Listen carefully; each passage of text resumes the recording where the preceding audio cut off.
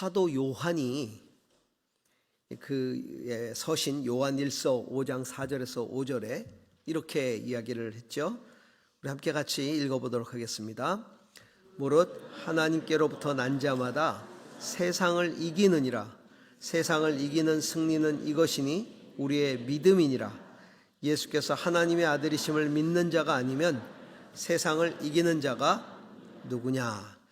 하나님께로부터 난 자, 우리 하나님의 자녀라고 말하죠. 하나님께로부터 난 자, 하나님의 자녀라고 말하는데, 하나님의 자녀로 살아가는 신앙의 삶은 세상을 이기는 믿음으로 살아간다는 거예요.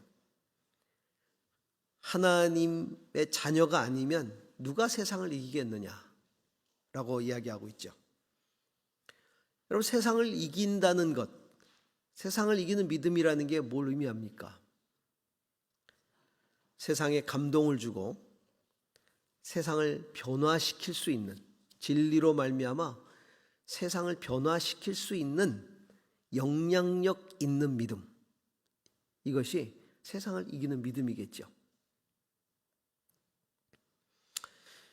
그래서 세상을 이기는 믿음의 삶을 살아가는 성도들은 이 세상 속에서 그의 삶으로 예수 그리스도가 진리라는 사실을 보여줍니다.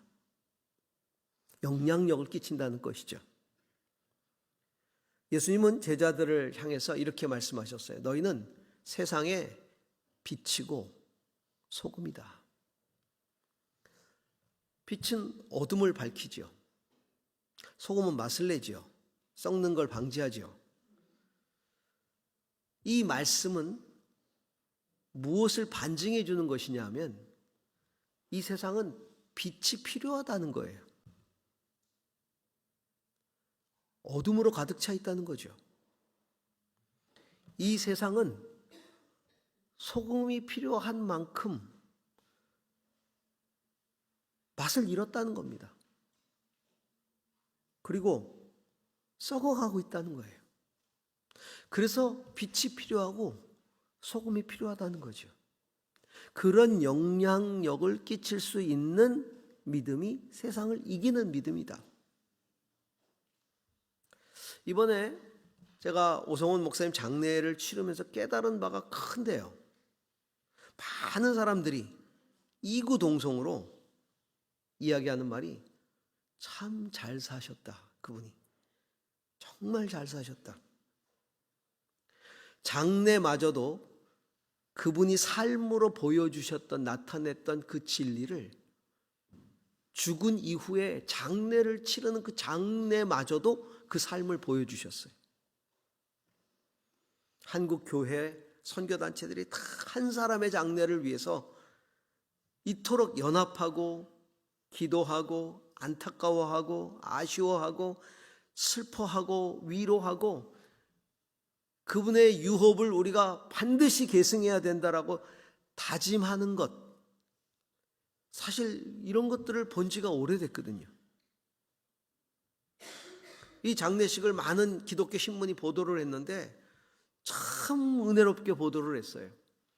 그래서 기자들에게 정말 감사를 전했더니 그 기자들이 이렇게 얘기를 해요. 정말 한국 교회의 선하고 아름다운 모습을 참 오랜만에 봤다. 그러면서 아직은 희망이 있구나 하는 생각을 가졌다는 거예요. 그래서 도리어 저희들이 감사합니다. 이렇게 이야기를 하더라고요. 우리가 지난주에 그 영상을, 오성훈 목사님 영상을 보면서 제일 뒤에 마지막에 나왔던 성경 구절 기억하실 거예요. 그가 죽었으나 믿음으로써 지금도 말하느니라. 그가 죽었으나 믿음으로써 지금도 말하느니라. 히브리서 11장 4절 말씀이었는데, 정말 그는 죽었지만 믿음으로써 지금도 그 진리를 말해주고 있는, 그의 삶을 말해주고 있는 정말 세상을 이긴 믿음을 우리에게 보여주었지요. 오늘 우리 본문을 통해서 세상을 이기는 삶에 대해서, 그 믿음에 대해서 묵상을 하고자 합니다. 우리가 승리라는 주제로 설교를 듣고 있는데 오늘이 그 세 번째입니다. 오늘은 세상을 이기는 믿음입니다.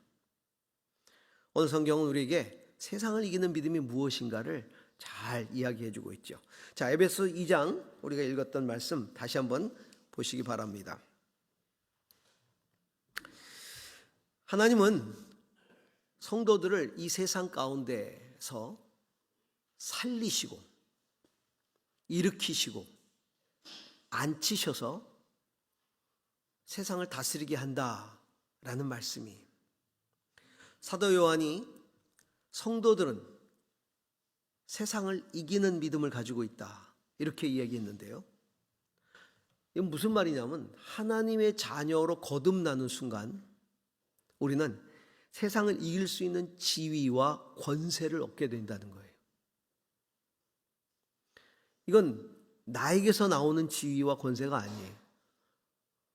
그리스도 안에서, 내가 믿는 그리스도 안에서 얻게 되는 지위와 권세이죠. 나를 거듭 태어나게 하신 하나님께서 주시는 영적인 지위, 영적인 권세인 것입니다. 그래서 사도 바울은 오늘 이 에베소서 말씀에서 그 지위와 권세에 대해서 이야기하면서 거듭나기 이전과 거듭난 이후를 구별해서 이야기를 해주고 있습니다. 자, 1절 말씀을 한번 보시기 바랍니다. 같이 읽습니다. 그는 허물과 죄로 죽었던 너희를 살리셨도다. 거듭나기 이전에 우리는 허물과 죄로 죽었다. 우리의 상태가 죽었다는 겁니다. 허물과 죄로 말미암아 죽을 수밖에 없는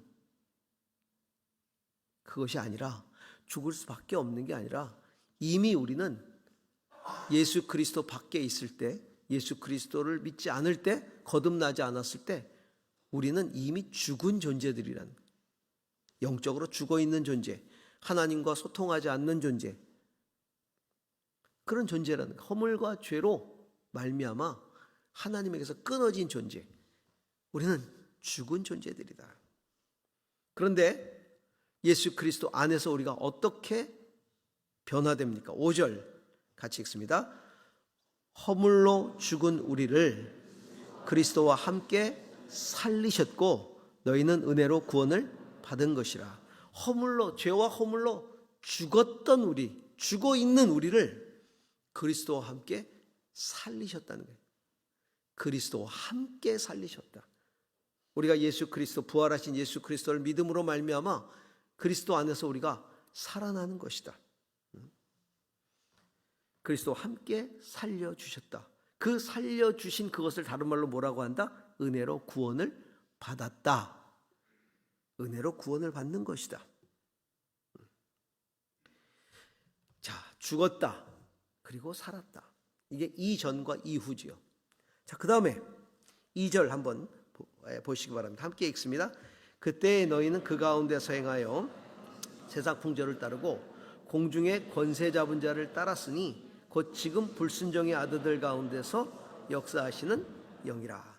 자, 그때 우리가 예수 그리스도 밖에 있을 때, 예수 그리스도와 함께하지 않을 때, 거듭나지 않았을 때 우리는 허물과 죄 가운데서 행하면서 세상 풍조를 따랐을 뿐만 아니라 공중 권세 잡은 자를 따랐다.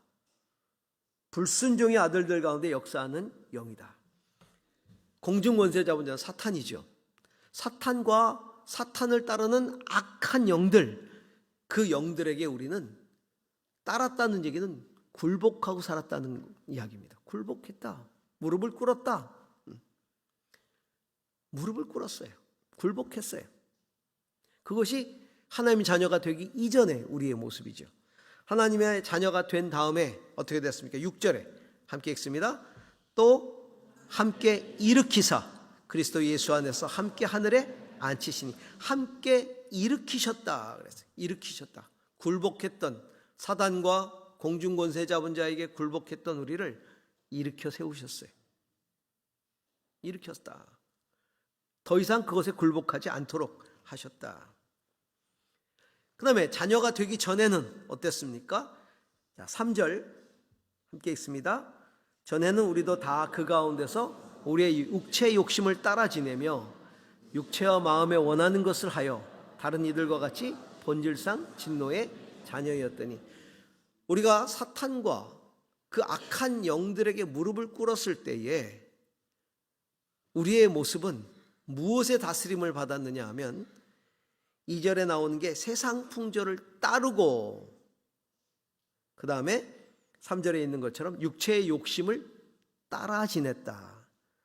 하나님의 자녀가 되기 전에는 세상 풍조 그리고 육체의 욕심이 이끄는 삶을 살았다는 것이죠. 그것에 다스림을 받았다는 거예요. 그런데 자녀가 된 후에는 달라졌다는 겁니다. 아까 우리가 6절을 읽었지만 또 함께 이렇게 해서 그리스도 예수 안에서 함께 하늘에 앉히시니, 앉았다라는 표현을 쓰고 있어요. 함께 앉히셨다. 세상의 풍조를 따르고 육체의 욕심을 따라 지냈던 우리가 이제는 하늘에 앉게 되었다. 하늘에 그리스도와 함께 앉았다는 것은 무엇을 말합니까? 우리가 여러 그 영화의 사극에서 보듯이 왕이 그 보좌에 앉으면 그때부터 통치가 시작되는 것이거든요. 그건 통치를 의미합니다. 그리스도와 함께 이제는 다스리는 삶을 살게 되었다. 뭘 다스려요? 세상의 풍조를 다스리고 육체의 욕심을 다스리는 삶을 살게 되었다는 것입니다. 그래서 우리가 거듭나기 전에는 우리의 목적이 세상 풍조를 따르고 육체의 욕심을 이루는 게 우리의 목적이었어요. 근데 이제는 삶의 목적이 바뀌어요.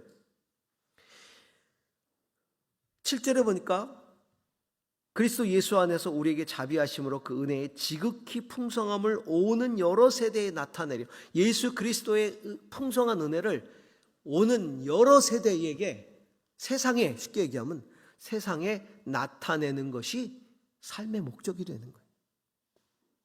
그것을 10절은 이렇게 표현하고 있어요.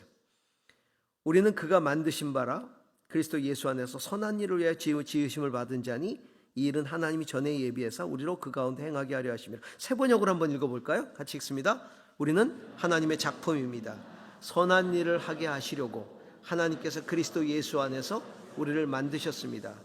하나님께서 이렇게 미리 준비하신 것은 우리가 선한 일을 하며 살아가게 하시려는 것입니다. 예, 이제는 삶의 목적이 달라진 거예요.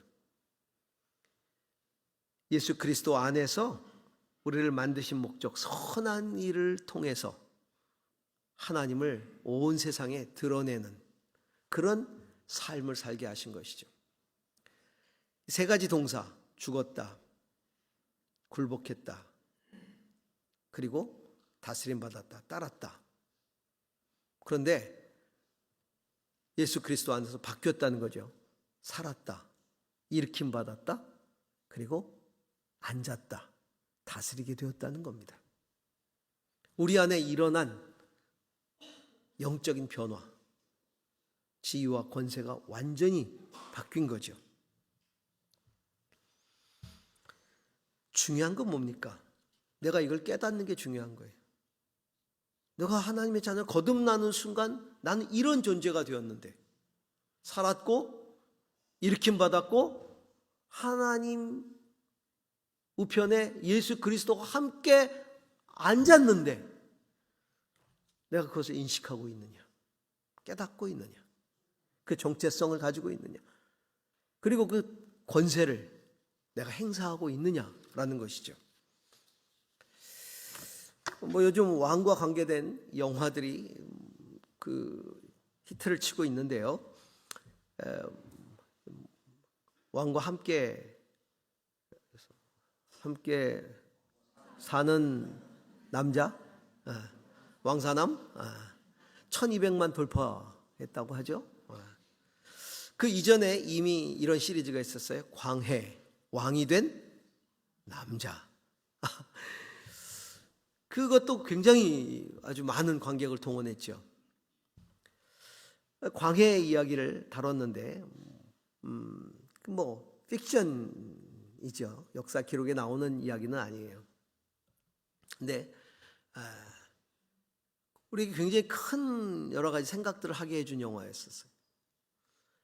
그때 광해가 이제 한참 이 권력 다툼 심할 때라 자기가 목숨의 위협을 느끼니까 자기 대역을 좀 찾으라고 합니다. 똑같이 생긴. 그래서 찾아내지요. 외모도 똑같고 그 똑같은 사람의 재주가 뭐냐면 또 흉내내는 거예요. 그래서 하선이라는 사람을 찾아내죠. 근데 갑작스럽게 왕이 이제 쓰러지게 됐어요. 그래서 이제 왕이 없으니까 그 기간 동안 이 하선이 이제 왕 노릇하게 되는 거죠, 진짜. 원래는 그냥 누가 죽이면 왕 대신 죽을 그런 목적으로 이제 세워진 건데 진짜 통치를 하게 된 거예요, 왕으로서. 그러니 뭐 천한 사람이 궁궐에 들어와서 이제 왕복을 입고 있으니 뭐 옷만 왕이지 뭐 본인이 생각이나 뭐 이런 것들이 왕이겠어요. 그러니까 주눅이 들어가지고 그 왕을 보피라는 도승지, 오늘날로 말하면 비서실장이죠. 이제 허균, 역사 속에서는 그 도승지가 이제 쥐잡듯이 잡는 거죠. 이제 다른 사람 앞에서는 왕인 것처럼 막 이렇게 하다가 둘만 있을 때는 막 쥐잡듯이 잡아요. 그러니까 뭐 꼼짝을 못 하는 거죠. 시키는 대로 말하게 하고. 이게 정체성이 혼란인 거예요. 내가 왕인가 아니면 하선인가 이제 막 본인도 헷갈려 하죠. 근데 시간이 흘러가면서 그는 원래부터 자기가 가지고 있었던 인간미, 휴머니즘이죠. 그것들을 이제 표현하기 시작하고 또 왕으로서 이제 자기 역할에 대해서 눈을 뜨기 시작하는 거예요. 이게 상황들에 대해서 눈을 뜨는 거죠. 그 상황들을 눈을 떠서 보니 이게 뭐 엉망진창인 거예요. 궁궐에서 일어난 일들이. 그래서 이제 각성을 하게 되는데 정치에 휘둘리는 왕이 아니라 진짜 백성들의 마음을 헤아리고 그 바른 가치를 가지고 정사를 돌보는 왕의 모습을 보여주기 시작하는 거예요. 그러니까 깜짝 놀라는 거죠. 그 비서도 놀라고 그 내시장 상선이라고 그러죠. 그 사람도 놀라고 나중에는 도승지가 정말 네가 왕이 되고 싶으냐 묻잖아요. 네가 원하면 내가 왕을 만들어주겠다고 할 정도로 그렇게 사람이 변해요. 그래서 정말 궁궐에서 존중받는 왕의 모습으로 바뀌어가지요. 한번 보고 가십시다.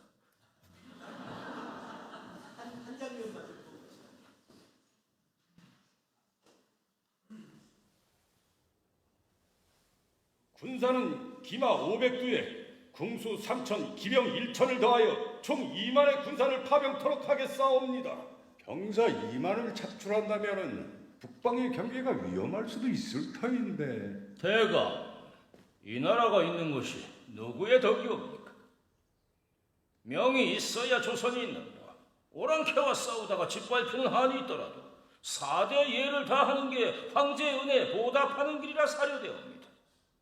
윤호하여 주시옵소서. 윤호하여 주시옵소서. 경의 뜻대로 하시오. 다음은 태왕 태후 앞으로 바칠 품목입니다.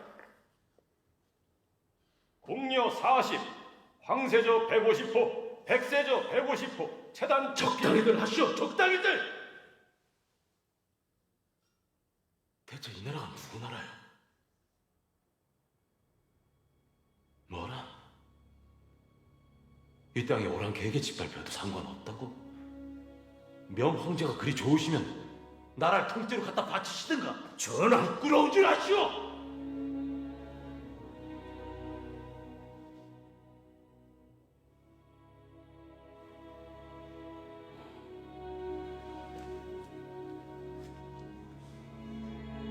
좋소. 경들의 뜻대로 명의 2만의 군사를 파병하겠소. 허나 나는 금의 서신을 보낼 것이오.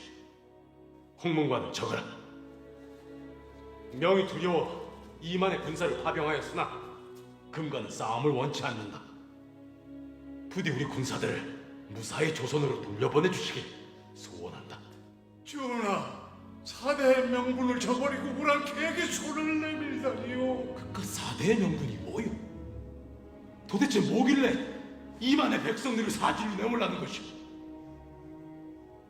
임금이라면, 백성이 지압이라 부르는 왕이라면 빼앗고 훔치고 빌어먹을지언정 내 그들을 살려야겠소. 그대들이 죽고 못 사는 4대의 예보다 내 나라 내 백성이 10갑절 100갑절은 더 소중하오.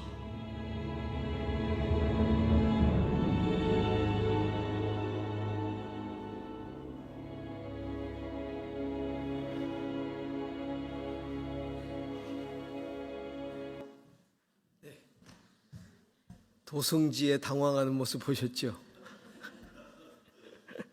네. 영화 속의 이 하선은 진짜 왕은 아니지만 자기 역할 속에서, 왕이라는 역할 속에서 자기 정체성을 찾아가고 있는 거죠. 우리 성도들도 내가 진정 하나님의 자녀라는 정체성을 찾아가야 되는 것이죠. 지금은, 이제는, 전에는 죽었고 굴복했고 따랐지만 이제는 살았고 일으킴 받았고 그리고 앉혀진 존재라는 이 정체성, 하늘에 앉아 세상을 살면서 세상을 다스리는 이 정체성, 우리는 이 정체성과 사명의 자각으로부터 승리가 온다는 것을 우리는 깨달아야 할 것입니다. 자, 요한일서 2장 한번 보시기 바랍니다. 14절부터 17절 같이 한번 읽습니다. 아이들아, 내가 너에게 쓴 것은 너희가 아버지를 알았으며, 아비들아, 내가 너희에게 쓴 것은 너희가 태초부터 계신 이를 알았으며, 청년들아, 내가 너희에게 쓴 것은 너희가 강하고 하나님의 말씀이 너희 안에 거하시며 너희가 흉악한 자를 이겼음이라. 이 세상이나 세상에 있는 것들을 사랑하지 말라. 누구든지 세상을 사랑하면 아버지의 사랑이 그 안에 있지 아니하니, 이는 세상에 있는 모든 것이 육신의 정욕과 안목의 정욕과 이생의 자랑이니 다 아버지께로부터 온 것이 아니요 세상으로부터 온 것이라. 이 세상도 정욕도 지나가되 오직 하나님의 뜻을 행하는 자는 영원히 거하느니라. 예. 이 세상 풍조와 세상을 사랑하게 만드는 욕심, 욕망, 이것과 우리는 믿음의 싸움을 싸워야 한다는 것이죠. 이게 세상과의 싸움이다. 사도 요한은 우리에게 우리가 얼마나 강한 존재인지를 깨닫게 해주고 있어요. 아이들아, 너희가 하나님 아버지를 알았다. 아비들아, 너희는 창조주를 아는 자들 아니냐? 청년들아, 너희가 강하고 하나님 말씀이 너희 안에 거하시고 너희가 흉악한 자를 이기었음이라. 하나님이 우리 아버지 되시고 그 하나님의 말씀이 우리 안에 있어서 우리가 세상과 싸워 이길 수 있는 존재라는 것을 강조하고 있죠. 우리 안에 얼마나 강력한 무기인 하나님 말씀이 있는지. 그러므로 우리는 세상이나 세상에 있는 것들을 사랑하지 말아야 된다. 여러분, 세상이나 세상에 있는 것이 뭘까요? 세상 풍조. 성경은 세상 풍조. 이 세상 풍조를 세워가는 것은 세상의 가치. 그렇죠? 그리고 그 가치를 실현하려고 만든 제도와 법. 그리고 그 제도와 법 안에서 발생하는 세상적인 어둠의 일들. 이런 것들이죠. 이것이 세상과 세상에 있는 것들이. 근데 세상의 것들은 우리의 욕망을 자극해서 그것을 따르게 만든다는 거예요. 풍조를 따르게 만든다는 거죠. 육신의 정욕, 안목의 정욕, 이생의 자랑. 육신의 정욕은 본능적인 정욕, 본능적인 욕망이에요. 잘 먹고 잘 입고 잘 누리고 쾌락을 추구하고 이런 것들이죠. 안목의 정욕, 소유욕이에요. 이생의 자랑, 명예욕이죠. 육신의 정욕, 안목의 정욕, 이생의 자랑. 이런 욕망을 세상이 자극하는 거예요. 그래서 이 욕망의 지배를 받을 때 사람들은 어둠의 세상이 좋아하는 세상 풍조가 이야기하는 그 어둠의 일들을 행하게 되는 것이죠. 사도 바울은 그것을 이렇게 이야기하고 있습니다. 에베소 5장 8절에서 14절을 읽습니다. 여러분이 전에는 어둠이었으나 지금은 주님 안에서 빛입니다. 빛의 자녀답게 사십시오. 빛의 열매는 모든 선과 의와 진실에 있습니다. 주께서 기뻐하시는 일이 무엇인지 분별하십시오. 여러분은 열매 없는 어둠의 일에 끼어들지 말고 오히려 그것을 폭로하십시오. 그들이 몰래 하는 일들은 말하기도 부끄러운 것들입니다. 빛이 폭로하면 모든 것이 드러나게 됩니다. 드러나는 것은 다 빛입니다. 그러므로 잠자는 사람아 일어나라. 죽은 사람 가운데서 일어서라. 그리스도께서 너를 환히 비추어 주실 것이다 하는 말씀이 있습니다. 욕망을 따라 살면서 열매 없는 어둠의 일에 끼어들지 말라는 겁니다. 참여하지 말라는 겁니다. 그 어둠의 일들을 행하게 하려고 세상은 우리의 욕망을 자극하는 거예요. 오히려 그것들을 꾸짖으라, 책망하라, 어둠의 일을 폭로하라. 왜냐하면 우리는 빛의 자녀이기 때문에. 그 빛을 비추면 어둠의 속에 가려져 있던 것들이 다 비춰지잖아요. 그 안에 추악한 것들이 다 드러나지 않습니까? 분별이 되잖아요. 우리의 빛이 없으면 그 어둠은 세상 속에 다 가둬져 있어요. 그게 가려져 있어요. 그게 악한 것인지도 몰라요. 그 속에서 그냥 지내는 거예요. 그러나 빛이 비추어지면, 진실이라는 빛이 비춰지면 거짓이라는 것이 드러나는 것이고요. 정의라는 빛이 비춰지면 불이라는 것들이 드러나는 것이죠. 그것들을 폭로하라고 이야기하고 있는 거예요. 그래서 그 빛의 열매는 선과 의와 진실함에 있다. 잠자는 사람들아 일어나라.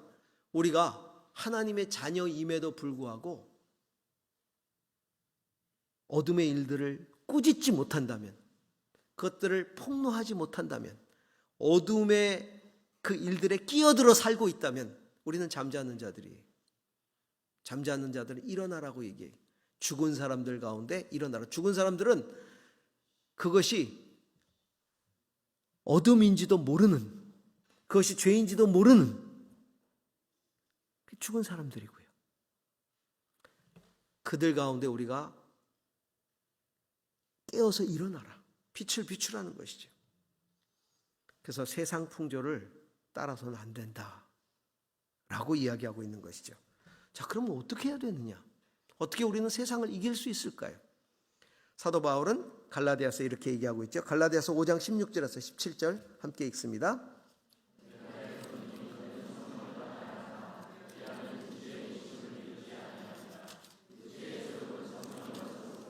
성령은 육체를 거스리나니 이 둘이 서로 대적함으로 하지 못하게 하려 함이라.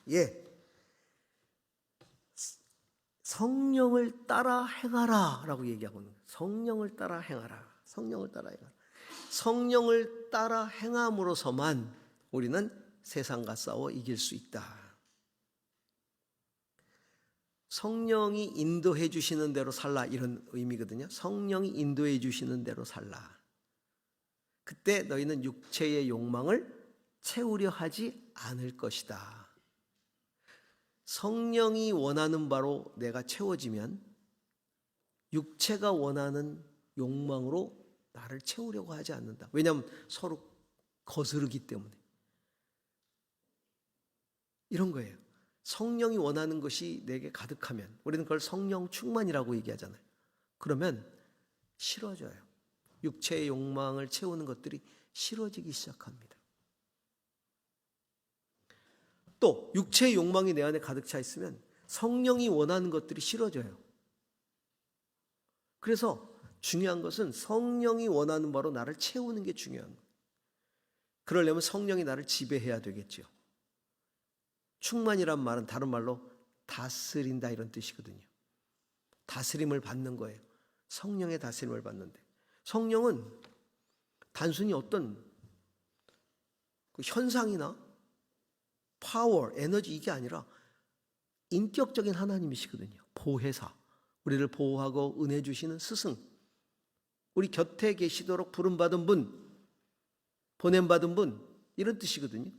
그러니까 우리 곁에 계시는 하나님이 성령이세요, 지금. 그럼 성령이 나를 지배하려면 어떻게 해요? 그분께 내 마음을 활짝 열어드려야 되겠죠, 인격적으로. 그분을 초청해야 되겠죠. 그분께 의지해야 되겠죠. 간구해야 되겠죠. 그분과 가까이 지내야 됩니다.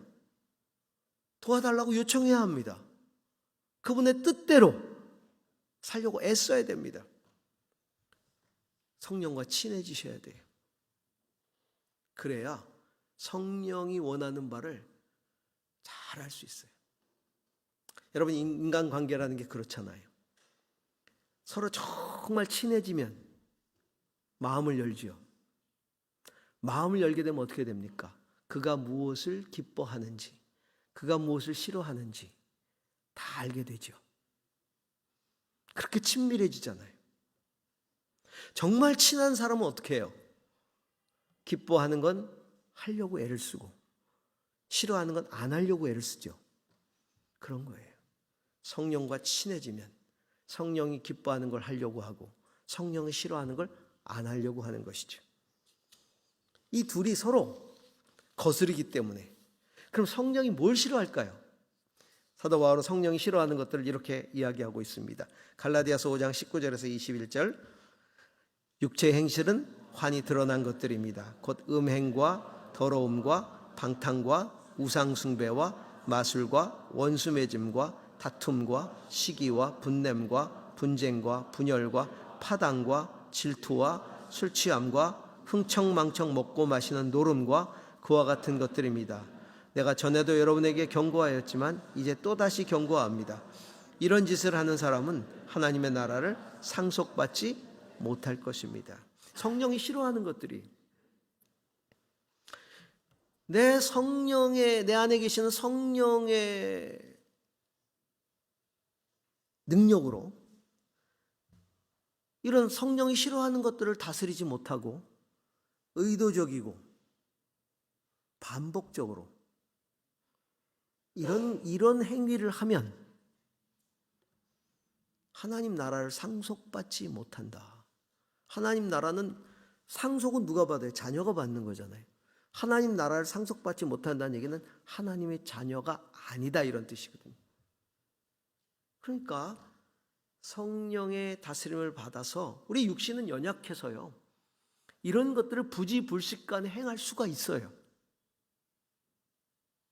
그럴 때마다 회개하고, 하나님, 성령이 기뻐하시지 않는 건데 제가 했습니다.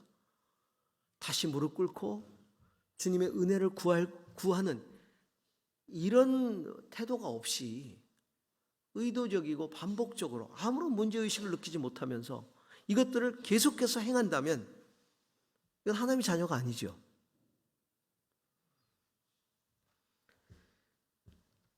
바울은 로마서에서 뭐라고 얘기했냐면 너희가 육신대로 살면 죽는다 그랬어요. 그러나 영으로 몸의 행실을 죽이면 살리니, 영으로 몸의 행실을 죽이라고 얘기합니다. 영으로 몸의 행실을 죽이라. 성령으로 육신의 욕망을 따라 살려고 하는 행실을 다스리라 이런 뜻이죠.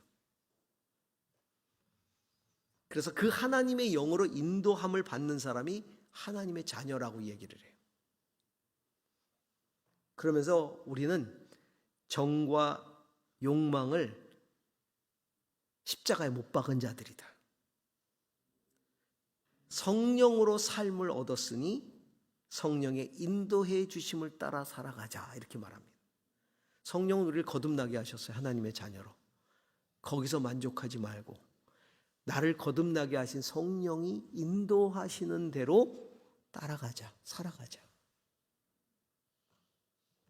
성도 여러분, 우리가 거듭난 하나님의 자녀임을 자각하시기 바랍니다. 뿐만 아니라 우리 안에 세상을 이길 지위와 권세가 있다는 것을 자각하시기 바랍니다. 우리는 살리심을 받았습니다. 일으키심 받았습니다. 하늘에 앉아서 세상을 삽니다. 우리는 하늘에 앉아서 세상을 사는 존재들이, 세상을 이기는 이김은 이것이니 곧 우리의 믿음이니라. 성령 충만함으로 세상 풍조와 그리고 나의 육체의 욕망을 다스릴 수 있기를 바랍니다. 그래서 이 세상 어둠을 밝혀내고 세상의 부패를 막아내고 참된 세상으로 하여금 살 맛을 내게 만드는, 그래서 아름다운 성령의 열매들을 다 이 세상 속에서 맺어가는 그런 하나님의 자녀가 될 수 있기를 주의 이름으로 축원합니다. 기도하십시다. 하나님, 예수 그리스도께서 이기셨기 때문에 그 예수 그리스도를 믿는 하나님의 자녀인 내가 승리하는 삶을 살 수 있습니다. 성령을 따라 거듭났기에 성령의 인도하심 따라 살아가면서 세상 풍조를 다스리고 육체의 욕망을 다스릴 수 있는 저희들이 되게 하여 주옵소서. 예수님 이름으로 기도합니다. 아멘.